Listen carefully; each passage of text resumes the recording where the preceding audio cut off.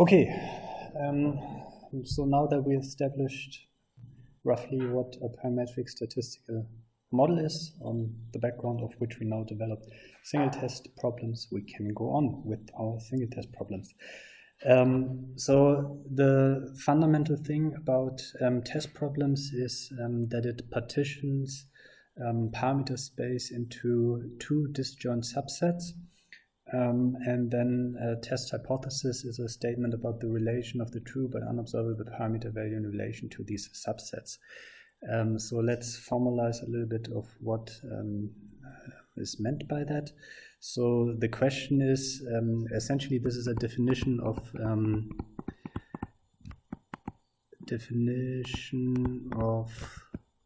null and alternative hypothesis.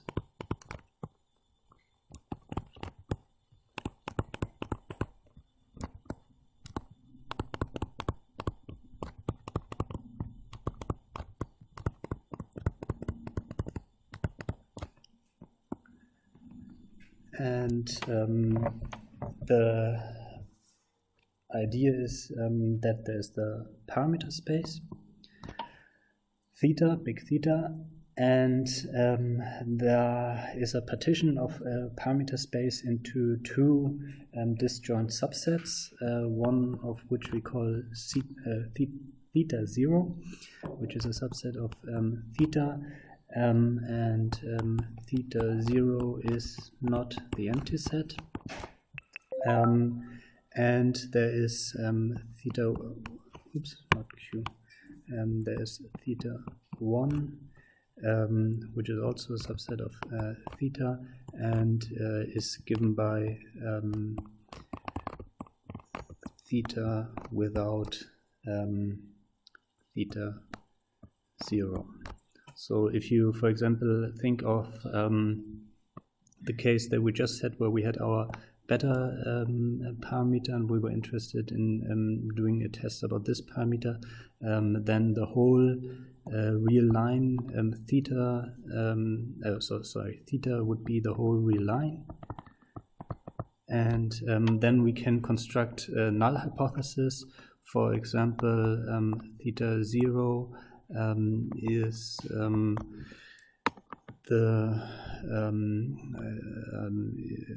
how can we do that? The real line without the positive and only the strictly positive. Do we want to have 0 included? Wait a second. So 0 should be included. So without the strictly positive, so that we basically take this. Of course, we can also make that simpler. By just using the intervals. So something like this, including 0, and theta 1 would be then 0 not included up to infinity. So that's one option, but of course we can also have what is called a simple hypothesis, that theta 0 is only 0 and theta 1 is everything without 0. So this is basically this partition of parameter space, and then the statements that the true but unknown parameter is in the theta 0, that's called null hypothesis.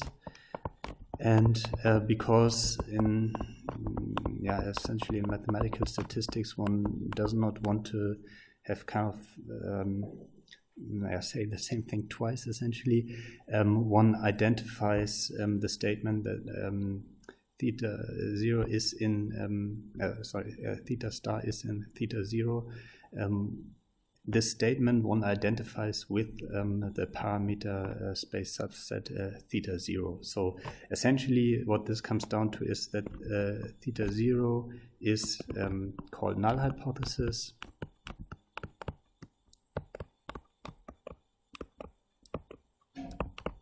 and theta 1 is called alternative hypothesis. So I guess from psychology you are used to have hypothesis something like that, H0 and HA or something.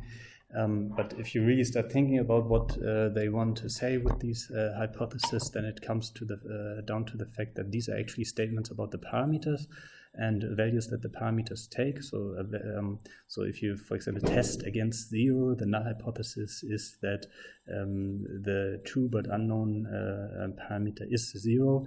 Then, of course, this is the same as saying that the true but unknown parameter is in a subset of parameter space, and this subset of parameter space is just this.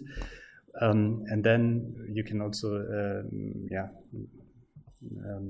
discard of saying that the true but unknown parameter is that, and then you just say the null hypothesis is this subpart of parameter space. Yeah, and then one doesn't have this multiple denominations of what a null hypothesis is. And this all works fine in this way in classical frequentist statistics. When you want to compute something like PPV, or for example, then you might want to introduce a null hypothesis, a random variable to model hypothesis outcomes, and then things look a little bit different. But for frequentist classical mathematical statistics, it's enough to identify a null hypothesis with a subpart of a parameter space, and then the alternative hypothesis with that part of parameter space, which is not the null hypothesis. And then simple hypotheses only have one value in parameter space, and actually the this null hypothesis is sometimes also called the nil hypothesis. And then one already has what is called a test problem. So a test problem, and in this case a single test problem,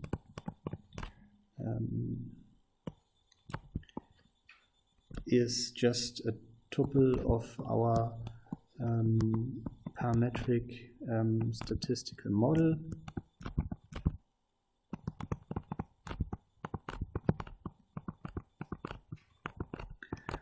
with a null hypothesis. And this denoting here like this, where H, this kind of strange H, calligraphic H, is a single null hypothesis. So the reason I'm doing it like this, so that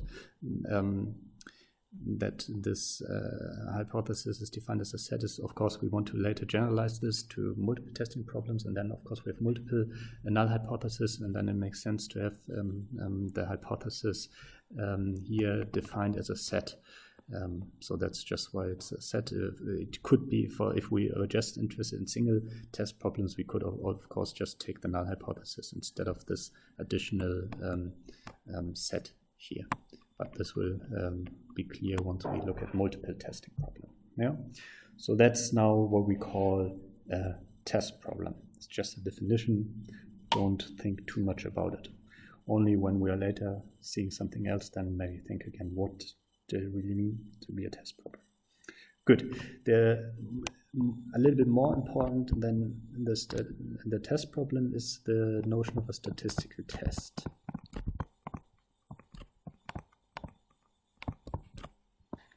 And that's now actually fairly important. So a test, a statistical test, is a mapping which I call phi. And that's a single test, which maps elements of the outcome space of the statistical parametric model to the outcome set 0 and 1. And this models something, namely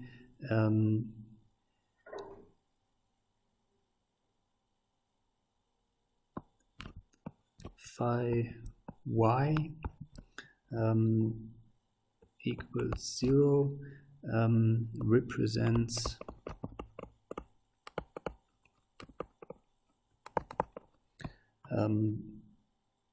the null hypothesis rejection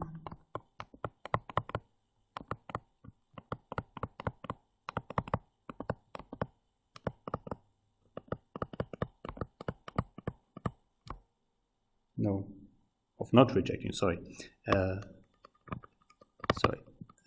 represents null hypothesis acceptance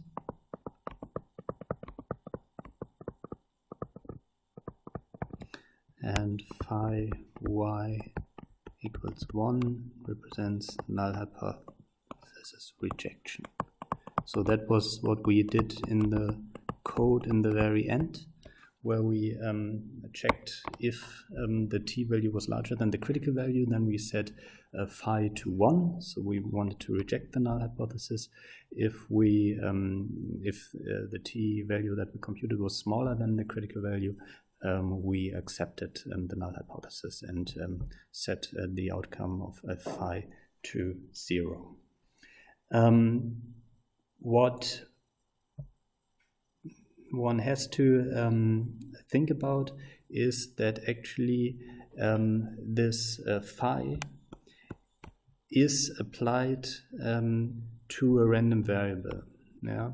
So that's sometimes notation-wise and so on, it gets a little bit iffy, the whole thing. So the data are a random variable, right?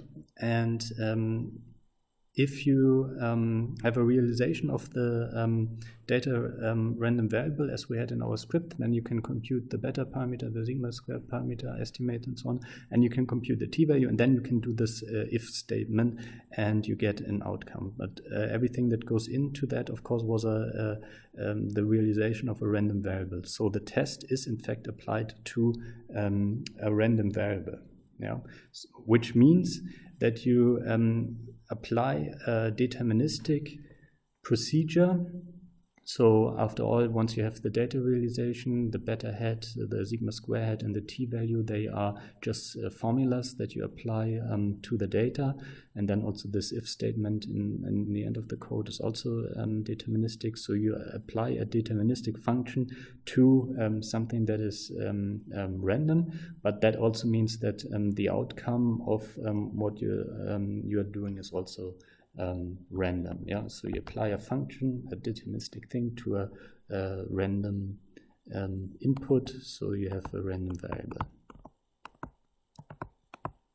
And that's something to realize. Of course, you can do I have to show you that by means of running the MATLAB script again? No, I think it's clear, right? We saw also that the t-value looks different once we do a different realization because the data is random. Yeah, so yeah, it's important to keep in mind that the outcome of a statistical test is a random variable.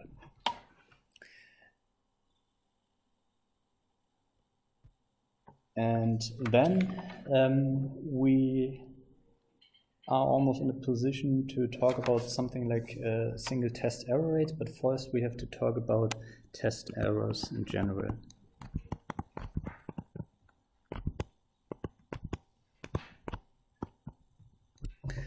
Because, as you all know, when you do hypothesis testing, there are two kinds of errors that can occur. So then this is, of course, as you know it, true but unknown state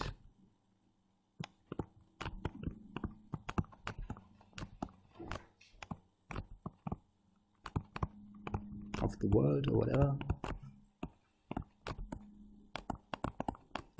There are two options. Either the true but unknown value is part of the null hypothesis. That means the null hypothesis is true, or the null hypothesis is not true.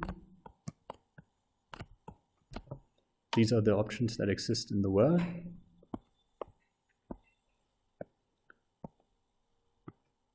And then there are two options for the test outcome.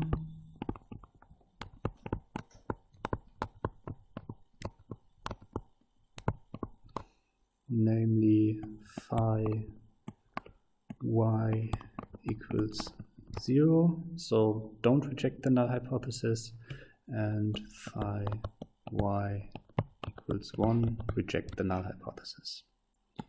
And of course you've all seen this. So if the null hypothesis is true and you don't reject the null hypothesis, that's fine, not an error. You don't have to put anything here. But if you reject the null hypothesis when in fact the null hypothesis is true, so you say that there is an effect, although in reality there's no effect, this is called type 1 error.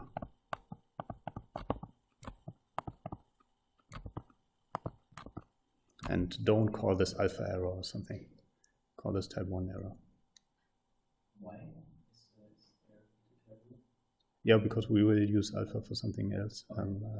So that's type 1 error. It's not the most intuitive thing to call this type 1 error, because you have type 1 and type 2 error, and then you always have to really memorize which one's which. But definitely don't call this alpha error. Call this type 1 error. And then the other thing is that you don't reject the null hypothesis in the case that the alternative hypothesis is true, and this is called type 2 error.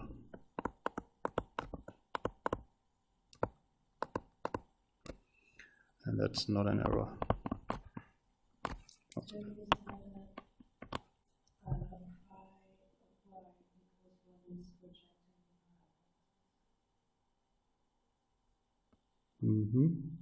And here the null hypothesis is true and you reject it,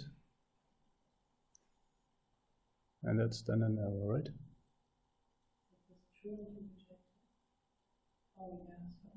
Yeah, I always get confused about this, but it's just like this plus or minus thing.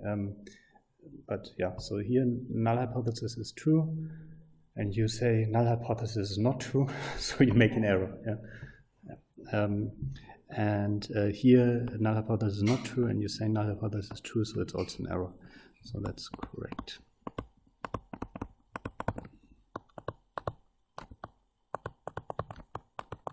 Is also then, if the psychologists force you to call this not reject, then it gets even more complex. So anyway.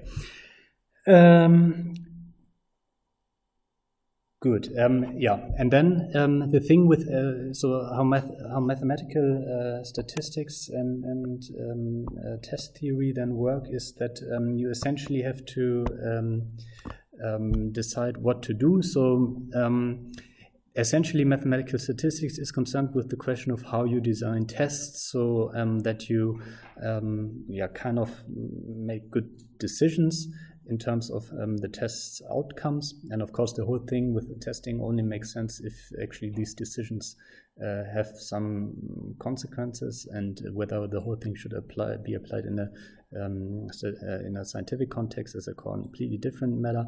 Also, this binarization of parameter outcome space is also highly debatable. But anyway, this is the situation, and the aim then, of course, in constructing tests is to minimize errors. So one wants good test procedures, that's clear. And then the question is, what kind of error does one want to focus on?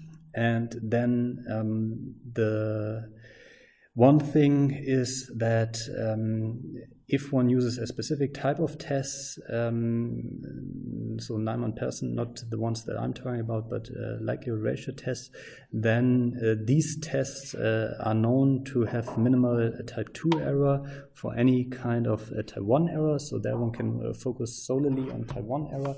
If one uses other tests, that's not necessarily the case. But then, in general, in science, everybody is all worked up about type 1 error. So you say there's an effect when in reality there is no effect. and people don't care that much about type 2 errors. So then this is more addressed in terms of having larger sample sizes to have bigger power. So people tell you that you are wrong anyway. So if you find something significant, then they will say, but you don't have that much data, so are you sure that this is not a type 1 error? If you don't find something significant, they say, you don't have enough data. If you would have more data, you would find something. So people are negative, whatever you do. So in any case, people are, but especially when it comes to tests, they are more worried about type 1 errors. So really, it's a little bit hard to understand why type 1 error is so much more on people's mind. But I guess it has to do with the fact that if you say something is going on, you might make a Korean science, and if it then turns out that nothing was going on, then everybody will be mad or whatever. And if you, on the other hand, say nothing is going on, then you will not make a Korean science, so nobody cares. So people don't worry too much about if you make type 2 errors, because then you don't take money and fame away from them. So, in any case, we are concerned only with type 1 errors.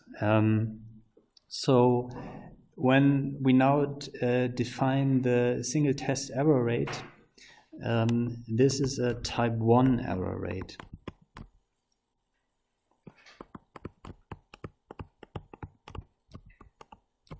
So, I'm putting it here for a second, single test type 1 error rate. Because the family-wise error rate, that's also a type 1 error rate. It could also be a type 2 error rate, but it's a type 1 error rate. Yeah. So people don't call the family-wise error rate a family-wise type 1 error rate, but they could. So one can also call the single test error rate a type 1 error rate if one wants, because in principle there are two error rates that one can talk about. We're not doing anything with power right here, and we are just interested in family-wise error rate, which is a type 1 error rate. So what is the type 1 error rate in the single test scenario? Well, that's the following. I call this single test error rate of a test that is associated with a test, and this is defined as the probability of obtaining the test outcome 1, so reject the null hypothesis, under a scenario where the null hypothesis holds. Yeah? So the small theta 0 is in theta 0. And to make this very explicit, I also put that here. So the single test error rate is just a probability. It's the probability that the test comes out 1, so interpret this as reject the null hypothesis, or the test comes out positive if you want another nomenclature, given that the null hypothesis holds true. Yeah, so that the parametric model is parameterized with a parameter that is part of the null hypothesis. Yeah.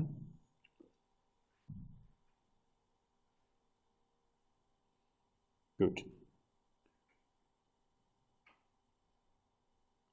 So I think nobody calls this single test error rate but me, but I call this single test type 1 error rate because we will have to talk about the family-wise error rate, and then we have the analogy right here.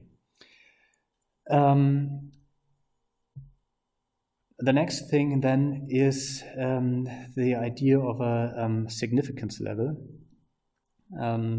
or single test error rate control, because one thing is the definition of the error rate itself as a probability. Here's the probability of rejecting the null hypothesis in the scenario that the null hypothesis holds.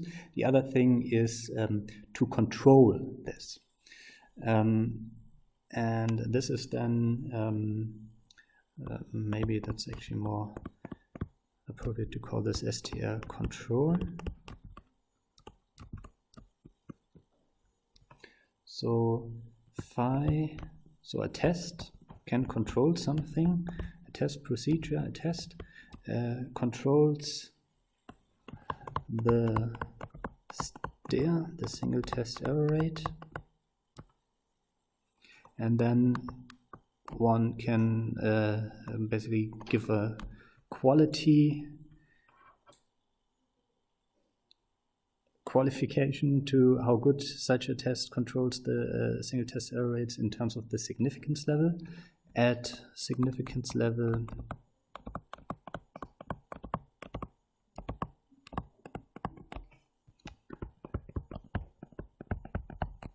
alpha, which is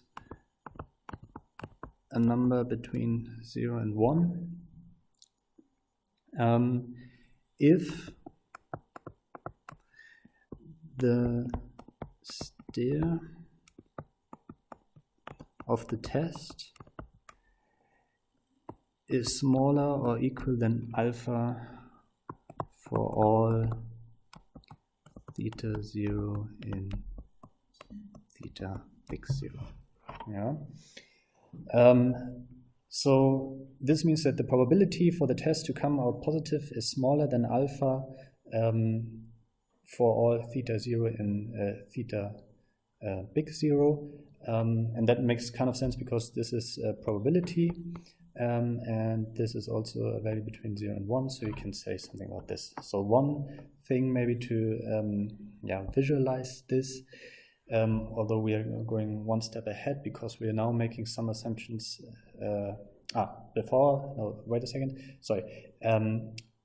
This statement, the relation between the single test error rate and the alpha value, this gives rise to this nomenclature of exact, conservative, and liberal tests.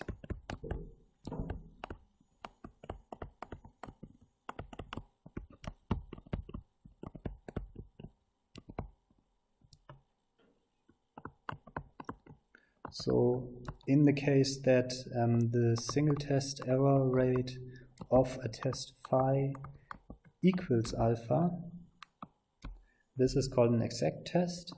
If the single test error rate of a test phi is smaller than alpha, this is called a conservative test. And if the single test error rate of a test is larger than alpha, this is called a liberal test.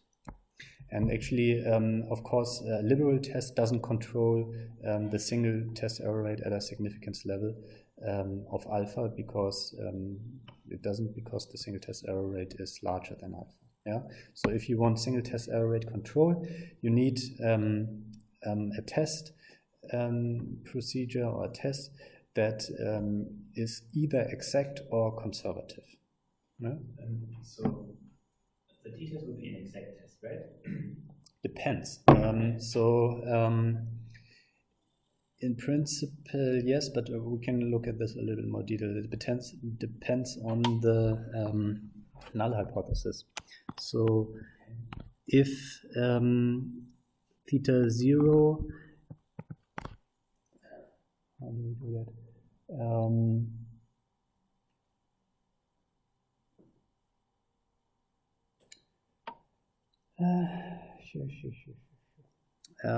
If theta 0 is 0, then there's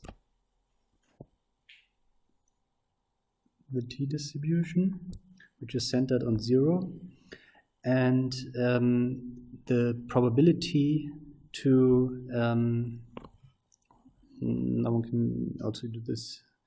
This is actually, there are things, the one-sided and two-sided from psychology and the mathematical statistics. I haven't really read something that really makes them nicely, one-to-one, so that one can actually understand that best. But definitely, if we, for example, do the following, we define a critical a critical t-value here, such that here we have 2.5%, and here we have 2.5%. And so we have these rejection regions. So this is one rejection. This is one part of one rejection region, and this is the other rejection region. And then if the absolute value of t is larger than our critical value, then we say phi y equals 1. So in this case, I would say here the single test error rate is the probability, of course, for phi y to come out 1 is equal to the significance level. So that's an exact test. Now, if we do this, oops, sorry.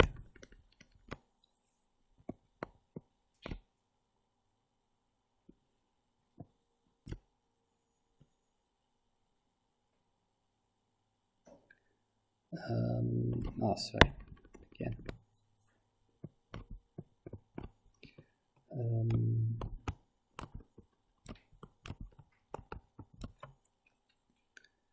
So this is our null hypothesis. Then we have the following.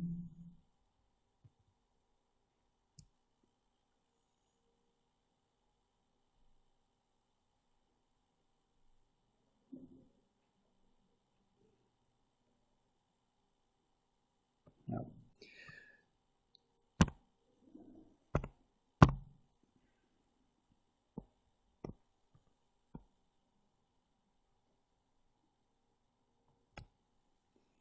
So here we have theta 0, let's call that prime, and here we have a theta 0.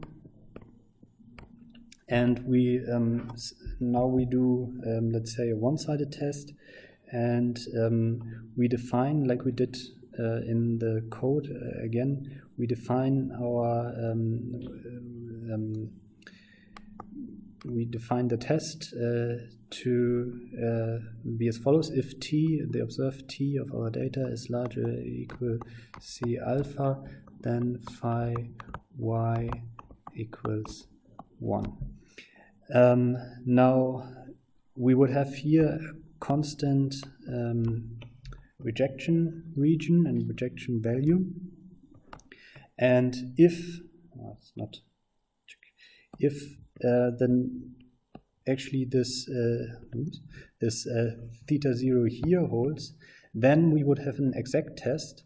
But if the this one holds, then of course the probability is smaller than alpha, so we would have a conservative test. And in this case, the single test error rate would be smaller or equal to alpha. So we have, it depends on the null hypothesis. Essentially, it depends on then what is true, and if because the null hypothesis can encompasses quite a large part of parameter space. This is conservative up to exact.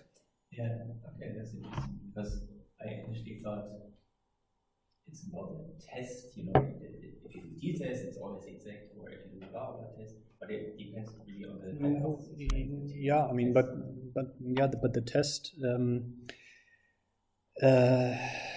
well, the test is relates to the is in relation with the parameter space. Yeah, this is actually there's a lot of things that one can do, and to find one kind of. So this is also why I don't like this whole test theory in mathematical statistics too much, because I always feel it tries to generalize things where there are not that many things actually in the first place to generalize, and then I think it's not a very mature mathematical field, this mathematical statistics of hypothesis testing, because in all books you find it presented different ways, and I'm not the biggest fan. Maybe because I also have to do work not too much, but work more than in other cases. So if I want to present like how to compute a derivative or what the foundations of random fields are, I know that in all the books it says the same thing. With this testing theory, it really varies from author to author how they present it, and that's sometimes a little bit annoying, which is just an indication, I think, that it's not too mature. Good, but we can simplify things, and this is what I maybe want to do then last to the scenarios that we are primarily interested in, and here I'm using the nomenclature by Dickhaus, who wrote a book on simultaneous testing in 2014, and he calls a certain type of tests that ring very familiar with psychologists and me. He called them generalized Nyman-Person type tests, and I put a one-sided in there. Essentially, this is just a very long title for the case of Z, T, and F tests, because we are interested in Z, T, and F tests for random field theory-based p-value correction, because the typical statistic parametric maps that we are dealing with are T maps or F maps.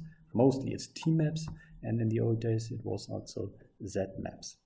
So to basically describe what happens in these tests and to specialize, this kind of nomenclature is helpful, I think.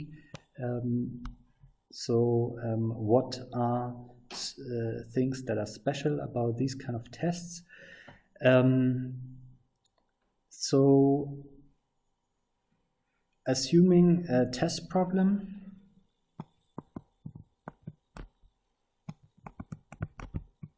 so we have a single test problem, so this tuple here with our null hypothesis, and we have a test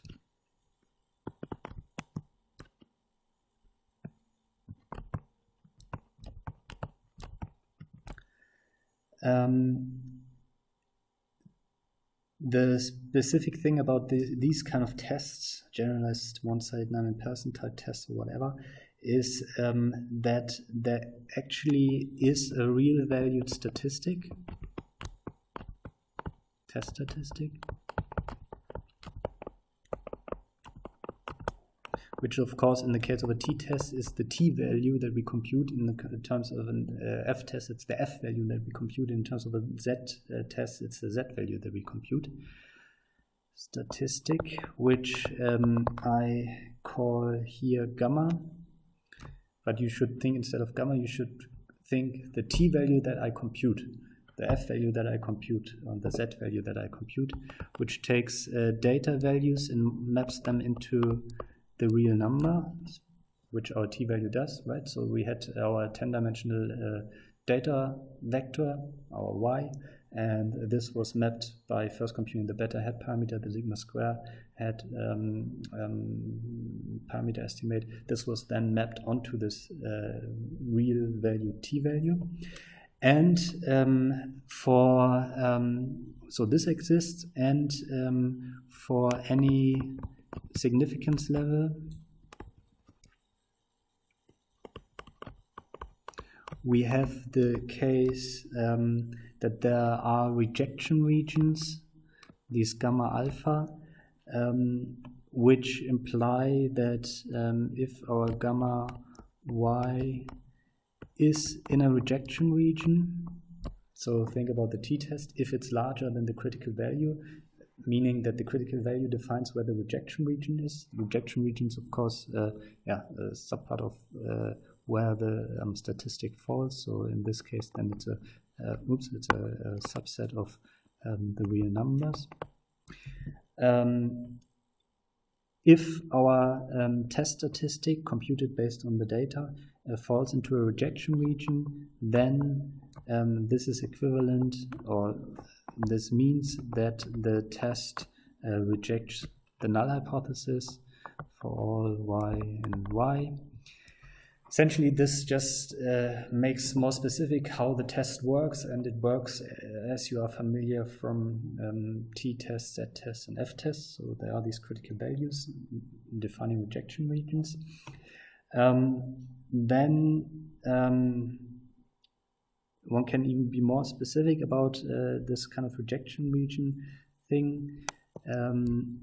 Namely, one can ask for a monotonicity condition,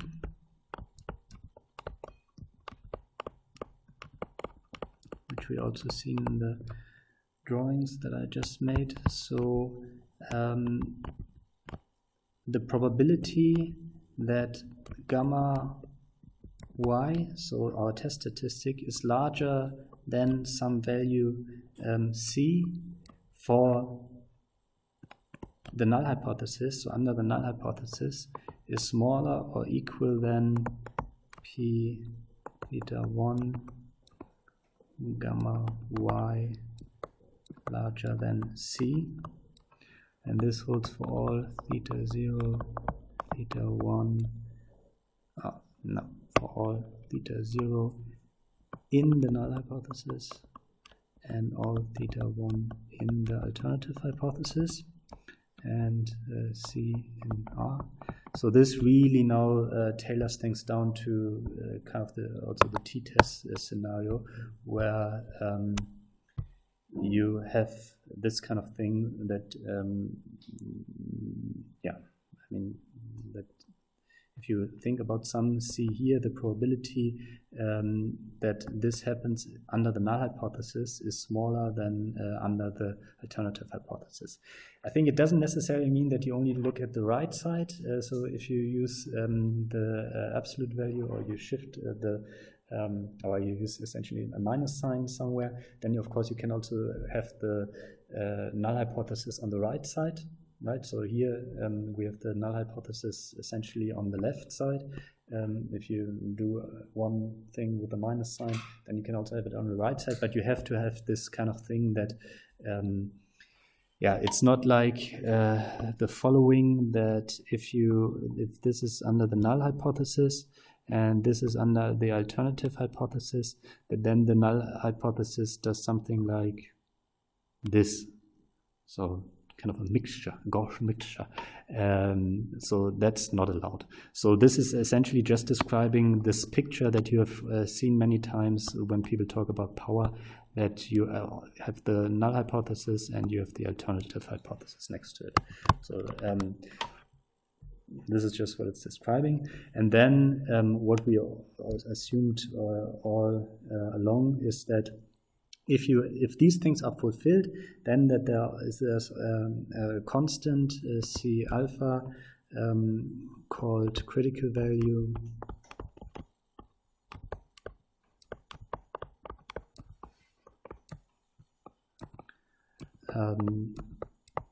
which allows you to write the test in this way. From data you map into 0, 1, and to each data realization you allocate the output of a test, and the output you allocate is 0 if the test statistic, and I haven't really decided there, is smaller or equal to C alpha, and it's 1 if it's larger than C alpha. So again, with some absolute values or minus signs, you can make this kind of left or right and so on, but we are always in this univariate case. I haven't fully decided on whether it's equal to or smaller than alpha. I think also in this case the whole thing might not be fully consistent, but then it doesn't really matter. I mean, one can start thinking about it, but it's one has to make some kind of statement about what happens if it's exactly C alpha, and I guess putting this together with the single test error rate and so on, one will see how exactly one has to do it, but I haven't really thought that through. But the fundamental thing is that this is kind of a specific type of test. So that's what this whole thing is saying. So you can create many tests, and using this kind of threshold based, so that you have a statistic like a t-value, and then you compare that to a critical value. That's kind of making specific assumptions about the whole setup. Specifically, you need something like that so that it makes sense. And then one further thing is, if this p theta 0 can actually be represented by a PDF and or CDF, then one can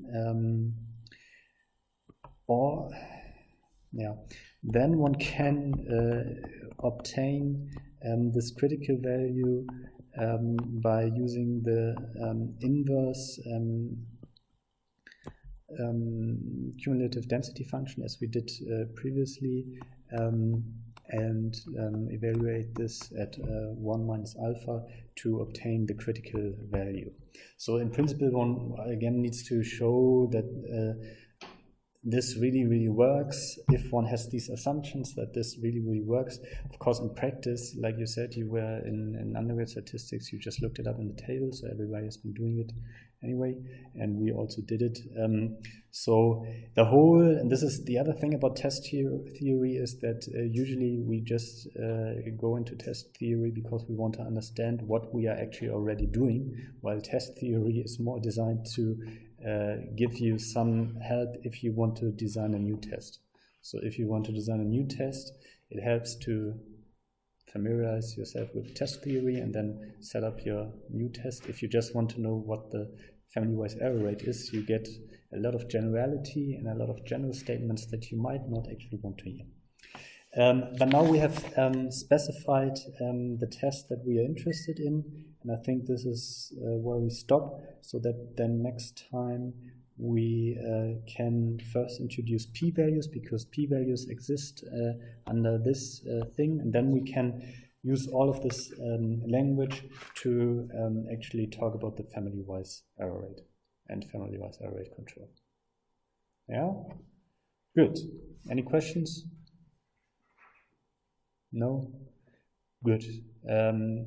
There's a reason why I didn't do this in the very beginning, because it's quite dry. So, but I think in the paper and in the script, it's now in the very beginning. So basically goes introduction, and then for talking about random fields, which you might also think are dry, I think they are highly